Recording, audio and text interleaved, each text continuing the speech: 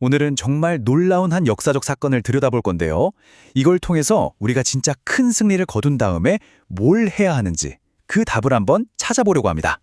여러분, 만약에 진짜 어마어마한 성공을 거뒀어요? 그럼 제일 먼저 뭘 하시겠어요?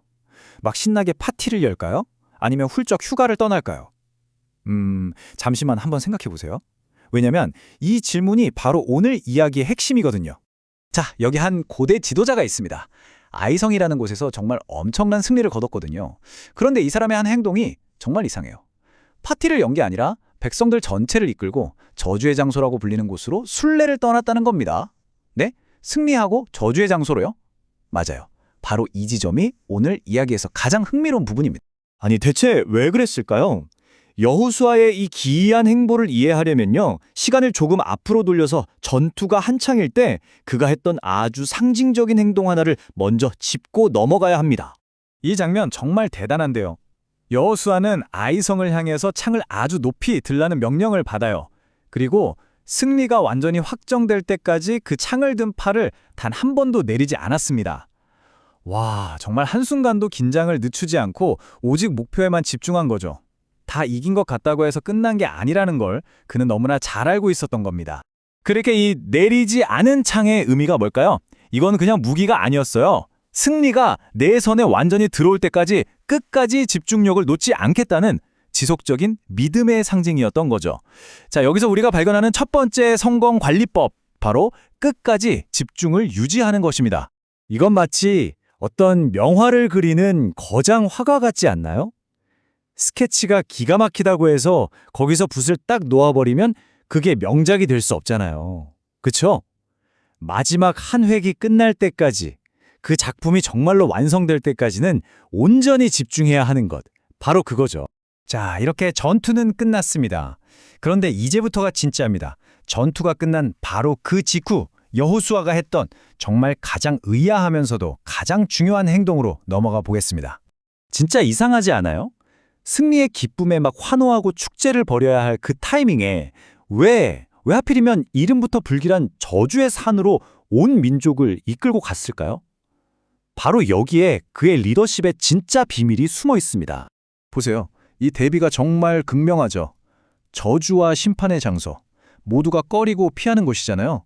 그런데 여호수아는 바로 그곳을 승리를 주신 존재에 대한 경배와 감사의 장소로 완전히 바꿔버린 겁니다. 와, 이건 뭐랄까, 가장 어두운 곳에서 가장 밝은 빛을 만들어낸 거나 마찬가지예요. 근데 여기서 끝이 아니에요. 그 제단을 만든 방식에도 아주 깊은 의미가 있어요. 일부러 막 깎고 다듬은 예쁜 돌이 아니었어요. 그냥 자연 그대로의 사람 손이 닿지 않은 돌로 제단을 쌓았다는 거죠. 이게 무슨 뜻이겠어요? 바로 이 승리, 우리 힘으로 이룬 거 아닙니다. 라는 아주 겸손한 고백이었던 겁니다. 자, 두 번째 원칙 나왔네요. 바로 감사입니다.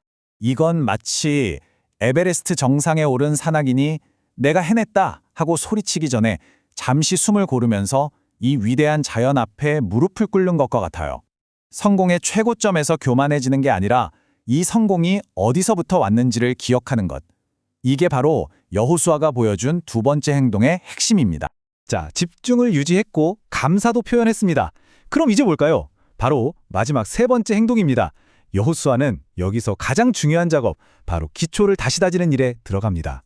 여러분, 한번 상상해 보세요. 승리에 취해서 막 환호하는 사람들 앞에서 이 지도자가 뭘 했냐면요, 파티를 연 게 아니라 율법책을 쫙 펼쳐서 그걸 읽어주기 시작한 겁니다. 축복과 저주에 대한 모든 말씀을요. 아니, 왜 그랬을까요? 그는 알았던 거죠. 승리라는 결과보다 우리를 승리로 이끌었던 그 원칙이 훨씬 더 중요하다는 사실을. 그러니까 이건 말하자면 우리 팀을 승리로 이끈 전략집, 즉 플레이북을 다시 한번 다 같이 읽어보는 시간이었던 거예요. 우리가 어떻게 이겼지? 앞으로도 이기려면 뭘 지켜야 하지? 이걸 잊지 않기 위해서요. 자, 마지막 세 번째 원칙, 바로 원칙으로 돌아가는 것입니다. 이것도 비유를 들자면 훌륭한 연주자가 공연을 끝내고 엄청난 박수갈채를 받았다고 쳐요. 근데 그 환호에 취해서 앵콜곡을 연주할 때 악보를 내팽개치고 자기 마음대로 연주하면 어떻게 될까요? 그건 그냥 소음이 되겠죠? 그쵸? 성공을 계속 이어가게 만드는 힘은요, 바로 그 성공을 처음 가능하게 했던 기본 원칙, 즉 악보에 있는 겁니다. 자, 이제 좀 그림이 맞춰지시나요? 창을 내리지 않았던 행동, 저주의 산에 제단을 쌓은 행동, 그리고 율법을 낭독한 행동. 이 기이해 보였던 조각들이 사실은 하나의 큰 그림이었던 거죠. 그렇다면 이 오래된 이야기가 오늘을 사는 우리에게는 어떤 의미가 있을까요? 여호수아의 행동들은 그냥 기분에 따라 한 게 아니었어요. 이건 한 번의 승리에 취해서 모든 걸 망치는 게 아니라 그 승리를 발판 삼아서 더 크고 더 의미 있는 성공으로 나아가기 위한 정말 치밀하고 지혜로운 리더십 전략이었던 겁니다. 자, 그럼 오늘 이야기의 핵심 세 가지로 딱 정리해 볼게요. 첫째, 창을 내리지 않았던 지속적인 집중력. 둘째, 저주의 산에 제단을 쌓았던 겸손한 감사. 그리고 마지막 셋째, 모두 앞에서 율법을 다시 읽었던 핵심 원칙으로의 복귀. 이 세 가지입니다. 결국 이 오래된 이야기가 우리에게 던지는 메시지는 이거예요. 성공 자체보다 중요한 건 그 성공을 어떻게 다루느냐 하는 겁니다. 왜냐하면 그게 바로 다음을 결정하니까요. 여러분의 커리어에서 또 여러분의 삶에서 정말 큰 성공을 거뒀을 때 그 다음 발걸음을 어디로 옮기시겠어요? 그 한 걸음이 여러분의 다음을 결정할 겁니다. 그 성공이 그냥 반짝하고 끝날지 아니면 더 큰 성공의 시작이 될지요. 자, 이제 당신의 승리는 이루어졌습니다. 어디로 가시겠습니까? 물론 축하 파티도 좋죠.